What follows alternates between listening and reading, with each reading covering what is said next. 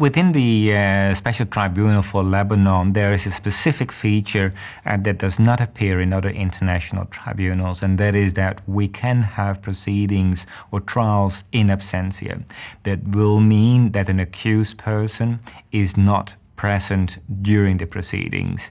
In our rules of procedure, we have different variants, so to say, of a trial in absentia, but the real proper trial in absentia is where there is no accused person present because we probably cannot find a person, cannot trace that person. In that very specific case, if a trial would have taken place and later on an accused person would still be found, that person would be entitled to a new proceedings because everyone is entitled to have a trial in his or her presence.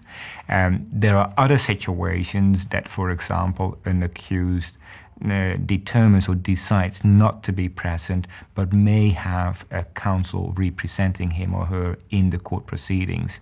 In those cases, actually, it is more like a normal trial as you see in other tribunals.